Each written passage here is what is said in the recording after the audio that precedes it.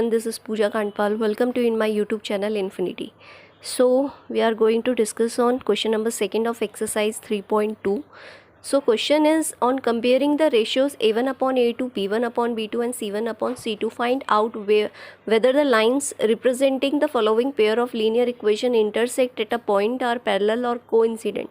तो हमने previous video में बात करी थी कि कैसे हम कोफिशिएंट को, ठीक है ना, कंपेयर करके कोफिशिएंट को कंपेयर करके पता लगा सकते हैं कि लाइंस इंटरसेक्टिंग है, पैरेलल है या कोइंसिडेंट है. ठीक है, तो हमारे पास इक्वेशन ये है. हम एक बार शॉर्ट में ऐसे ही बात कर लेते हैं. सी, अगर a1 upon a2 is not equal to b1 upon b2 आता है तो ये हमेशा इंटरसेक्टिंग लाइन होगी. ठीक है, अगर a1 upon a2 equals to b1 upon b2 आता है लेकिन c1 के इक्वल नहीं होता है, c1 अपॉन c2. ठीक है, तो इस केस में पैरेलल लाइंस होती है. और अगर तीनों ही इक्वल होते हैं कोफिशिएंट्स, ठीक है, तो इस केस में हमारे पास कोइंसिडेंट लाइन रहती है. ठीक है, तो फर्स्ट इक्वेशन की बात करते हैं. इन फर्स्ट इक्वेशन में ये हमारे पास a1 है, a2 and a1, b1 and c1. okay, this is a2, b2 and this one is c2. okay, तो कंपेयर करते हैं. पहले हम a1 देखते हैं. a1 अपॉन a2 कितना है. सो a1 upon a2 is 5 upon 7. b1 upon b2 हमारे पास कितना है, -4 अपॉन 6. याद रखना हम पॉजिटिव नेगेटिव साइन भी लेने वाले हैं. पॉजिटिव अगर कोई साइन नहीं रहता तो वो पॉजिटिव ही होता है, बट नेगेटिव लिखना ज़रूरी है. ठीक है, सो c1 upon c2 is 8 upon -9. अब आप देख रहे हैं a1 अपॉन a2, अगर मैं इसे कैंसिल भी करूँ, 2 2 4, 2 3 6, तो दोनों ही डिफरेंट है. यानी a1 upon a2 is not equals to b1 upon b2. तो इस केस में कौन सी लाइन होगी, इंटरसेक्टिंग लाइन, इंटरसेक्टिंग लाइंस. ठीक है, इसका मतलब ये इंटरसेक्टिंग लाइंस है. और इंटरसेक्टिंग लाइंस का कैसा सॉल्यूशन हमें मिलता है, एग्जैक्टली वन सॉल्यूशन, जिसे हम यूनिक भी कहते हैं. Okay, now second one, 9x 3y. Again a1 ये है, b1 यहाँ है, c1, a2 b2 c2. Compare करते हैं. a1 अपॉन a2 पहले हम लिख लेंगे. This is our 9 upon 18. Cancel करके 1 अपॉन 2 आया, 9 वज़ा 9, 2 ज़ा 18. b1 अपॉन b2 चेक कर लेते हैं, 3 अपॉन 6. कैंसिल करेंगे 1 अपॉन 2 आ जाएगा. c1 अपॉन c2 चेक करते हैं, 12 अपॉन 24. कैंसिल करेंगे 1 अपॉन 2 आ जाएगा. तो अब कंपेयर करते हैं. a1 upon 2 equals to b1 upon b2 है. ठीक है, क्योंकि तीनों ही 1 अपॉन 2 आ रहे हैं तो मैं लिख सकती हूँ a1 upon a2, b1 upon b2 and c1 upon c2. तो जब इस टाइप का केस हो जहाँ पे तीनों होते हैं इक्वल, ये कौन सी लाइंस रिप्रेजेंट करते हैं, कोइंसिडेंट लाइन, कोइंसिडेंट लाइंस. और इसका कैसा सोल्यूशन होता है, infinitely many solution. Okay, now third one, 6x minus 3y plus 10 equals to 0, 2x minus Y plus 9 equals to 0. Compare करते हैं a1 अपॉन a2, यानी 6 अपॉन 2. कैंसिल करेंगे तो 3 आएगा, 3 अपॉन 1 भी कह सकते हैं. b1 अपॉन b2 कंपेयर करेंगे तो -3 अपॉन -1, माइनस कैंसिल होने पे 3 upon 1. c1 upon c2 10 upon 9. तो हम यहाँ देख रहे हैं a1 अपॉन a2 किसके इक्वल है, b1 अपॉन b2 के, but not equals to c1 upon c2. तो इस केस में क्या होती हैं, पैरेलल लाइंस. और पैरेलल लाइंस का कैसा सॉल्यूशन होता है, no solution. Okay, so this was our question number 2. Now in question number 3 we are asked that on comparing a1 upon a2, b1 upon b2, c1 upon c2, find out whether the following pair of linear equations are consistent or inconsistent. हमें बताना है कि consistent है या inconsistent है, ratios को compare करके या कोफिशिएंट को कंपेयर करके. ठीक है, हमें बताना है कंसिस्टेंट है या इनकंसिस्टेंट. ओके, सो इनकंसिस्टेंट वाला कौन सा केस था, इनकंसिस्टेंट का नो सॉल्यूशन वाला केस था.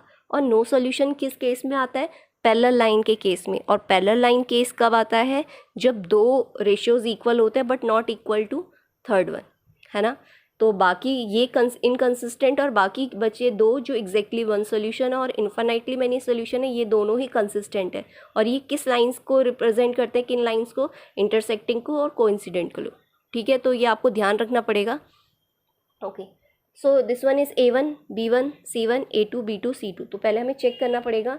ठीक है, सो मैं डायरेक्ट लिखूंगी यहाँ पर a1 अपॉन a2 क्या है हमारे पास, 3 upon 2 equals to B1 upon B2 क्या है, 2 अपॉन -3। तो यहाँ पे आप देख रहे हो दोनों ही अलग है और ये भी तीसरा भी अलग है, तो मैं पहले में ही नॉट इक्वल टू लगा रही हूँ। तो ये हमारे पास इंटरसेक्टिंग लाइंस है, ठीक है, इंटरसेक्टिंग लाइंस है। और कंसिस्टेंसी कैसी है, ये हमारे पास कंसिस्टेंट है, ठीक है, ये हमारे पास कंसिस्टेंट है। Okay, now second one, 2x minus 3y equals to 8, 4x minus 6y equals to 9। फिर से A1 अपॉन A2 करके कंपेयर करेंगे, ये A1 A2 B1 B2 C1 C2। Okay, so 2 upon 4 equals to minus 3 upon minus 6 equals to 8 upon 9। तो पहले हम check करेंगे 2 upon 4 को हम 1 अपॉन 2 लिख सकते हैं। यहाँ पे माइनस से माइनस कैंसिल, यहाँ पे भी 1 अपॉन 2, तो ये दोनों तो इक्वल है but not equal to this 8 upon 9। तो ये कौन सा केस है, पैरेलल लाइंस का केस है, पैरेलल लाइंस का, और ये इनकंसिस्टेंट है, ठीक है, ये इनकंसिस्टेंट है और इसमें नो सॉल्यूशन रहता है। Okay, now next one. अच्छा, ये इक्वेशन थोड़ा सा अलग है, तो हमें पहले क्या करना है, एलसीएम लेके इसे नॉर्मल बनाना है, standard form. Okay, so LCM 6 आ जाएगा, here it will be 9x, this will be 10y equals to 7। So equation क्या बनेगी, 9x plus 10y equals to 42। और second equation 9x minus 10y equals to 14। अब compare करते हैं। So A1 upon A2 9 upon 9, B1 upon B2 10 अपॉन minus 10, C1 upon C2 42 upon 14। तो यहाँ पे 9 से 9 कैंसिल 1 आएगा, 10 से 10 कैंसिल -1 आएगा, तो 1 upon -1 equals to, okay, this will be 3 not equals to. वैसे भी ये भी इसके इक्वल नहीं है, तो -1 और 1 है, तो हम यहाँ पे डायरेक्ट कह सकते हैं इंटरसेक्टिंग लाइंस। इंटरसेक्टिंग लाइंस के वजह से ये कंसिस्टेंट हो जाएगा, ठीक है। तो ये थर्ड पार्ट था हमारा। Now fourth part is this. Okay, तो हम कंपेयर करेंगे इक्वेशंस में A1 अपॉन A2 यानी 5 अपॉन -10, -3 अपॉन 6 एंड 11 अपॉन -22।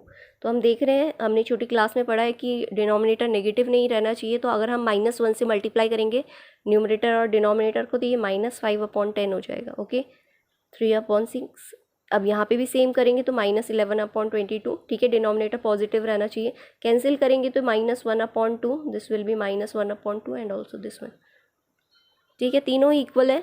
तो जब ऐसा कौन सा केस है जहाँ पे हमारे पास तीनों इक्वल आ जाते हैं, ये हमारे पास कोइंसिडेंट लाइन है, कोइंसिडेंट लाइंस। एंड और इसका इंटरप्रिटेशन इनफाइनाइटली मैनी सॉल्यूशन होते हैं। लेकिन ये होता कैसा है, कंसिस्टेंट या इनकंसिस्टेंट, ये कंसिस्टेंट रहता है, ठीक है। Now fourth done, fifth one. So fifth is 4 upon 3x plus 2y equals to 8 and the second one is 2x plus 3y equals to 12। तो पहली इक्वेशन सॉल्व करेंगे। सपोज यहाँ पे 1 है, एलसीएम हमारे पास 3 आएगा, this will be 4x plus 6y equals to 8, then 4x plus 6y equals to 24। Second equation is 2x plus 3y equals to 12। Compare करेंगे तो 4 अपॉन 2 इक्वल्स टू 6 अपॉन 3, ठीक है, इक्वल्स टू 24 अपॉन 12। कैंसिल करेंगे, 2 2 ज़ा 4, 3 2 ज़ा 6, 12 2 ज़ा 24। तो तीनों ही इक्वल है, 2 2 आया हमारे पास। तो ऐसा केस कोइंसिडेंट लाइन का, और कंसिस्टेंसी ये कंसिस्टेंट है। ओके, सो आपको सिर्फ रेशियोज़ या कोफिशिएंट को कंपेयर करके भी कंसिस्टेंट और इनकंसिस्टेंट का पता चल जाएगा, लाइंस का भी आपको पता चल जाएगा और सॉल्यूशंस का भी। Okay, so I hope this is clear to you. Thank you for watching. Late nights, been a long flight.